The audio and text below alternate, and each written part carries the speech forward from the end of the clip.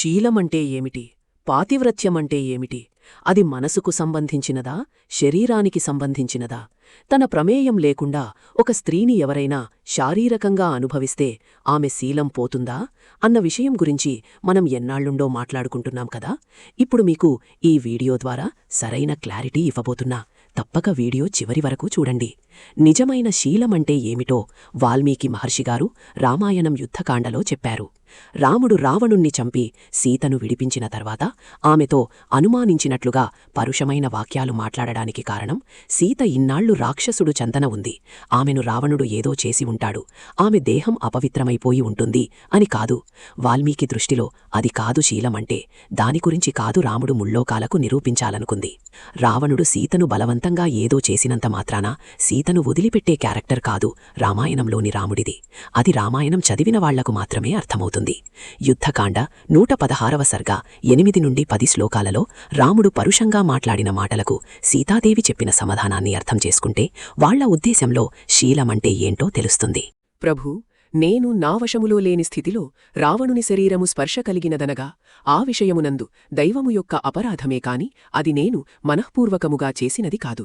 కాని నా చెప్పు చేతులలోనున్న హృదయము మాత్రము నీయందే నిలచియున్నది. పరాధీనమైన శరీరము విషయమున అసమర్థురాలనైన నేను ఏమి చెయ్యగలను అని చెప్పిన సీతాదేవి మాటలను పరిశీలిస్తే మీకే అర్థమవుతుంది వాల్మీకి మనకు ఏం చెప్పున్నారు. తన ఆధీనంలో లేని శరీరానికి ఏదో జరిగితే అది తన తప్పు కాదు అని, తన వశంలో ఉన్న మనసు ద్వారా చేస్తేనే అది తప్పు అని వాల్మీకి కరాఖండీగా చెప్తున్నాడు. అంతేకాని అలా శరీరానికి ఏదో జరిగితే తన శరీరం అపవిత్రమైపోతుంది అని, అటువంటి శరీరంతో మళ్లీ భర్తతో కలిసి కాపురం చేయడమంటే అది భర్తను మోసం చేయడమవుతుంది అని, ఇలాంటి స్త్రీలు దేహత్యాగం చేసి మరణించడం నిబద్ధత అని వాల్మీకి మహర్షి మనకు ఎక్కడా చెప్పలేదు. అది ఈ కాలం పండితులు కూడా గమనిస్తే మంచిది. పాండిత్యమంటే కేవలం పుస్తకాలు చదవడం కాదు, వాటిలోని ఈ అంతర్లీన భావనలను అర్థం చేసుకోవడం. సీతాదేవి అగ్నిప్రవేశం చేసే ముందు అగ్నిదేవునికి ఏమని నమస్కరించిందో కూడా పెద్దకాండం 116వ సర్గ 25 నుండి 27 శ్లోకాలు ఒకసారి చూడండి. నా హృదయము ఎన్నడూ రాముని నుండి దూరము కానిచో లోకమునకు సాక్షియైన అగ్ని నన్ను అన్ని విధాలా రక్షించుగాక. రాముడు దుష్టురాలినిగా భావించుచున్న నేను శుద్ధమైన చరితము గలదానినైతే లోకమునకు సాక్షియైన అగ్ని నన్ను రక్షించుగాక. నేను మనస్సుచేతగాని వాక్కుచేతగాని కర్మచేతగాని ధర్మములన్నీ తెలిసిన రాముణ్ణి అతిక్రమించకున్నచో అగ్ని నన్ను రక్షించుగాక.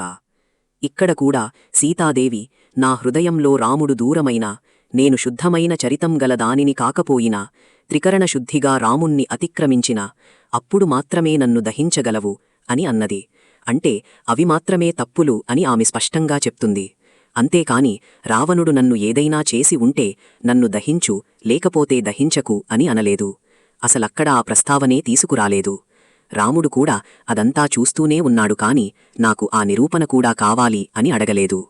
ఇక్కడ వాల్మీకి మహర్షి స్పష్టంగా తెలియజేస్తున్నాడు, త్రికరణ శుద్ధిగా అంటే మనస్సు ద్వారా కాని, మాటల ద్వారా కాని, పనుల ద్వారా కాని తప్పు చేస్తేనే శీలం కోల్పోయినట్టు అని. ఇక్కడ మనసా వాచా కర్మణా అని మూడింటినీ చెప్పారు.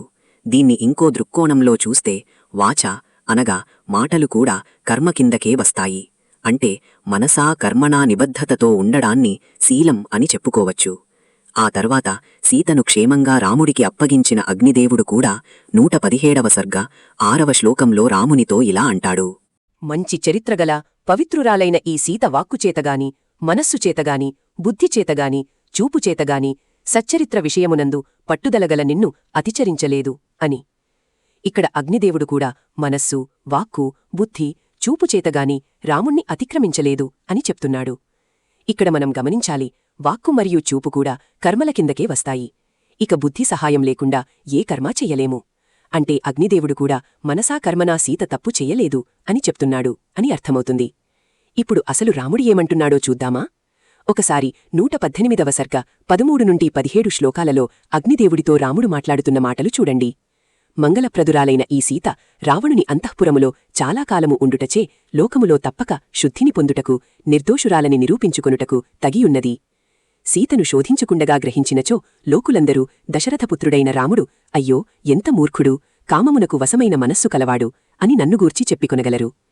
ఇక్కడ రాముడు సీత ఏ తప్పు చెయ్యలేదని నిరూపించుకోవాలని అతను కోరుకుంటున్నాడని, ఆ విషయం నిర్ధారణ చేసుకోకుండా ఆమెను గ్రహిస్తే లోకాపవాదం వస్తుందని చెప్తున్నాడు.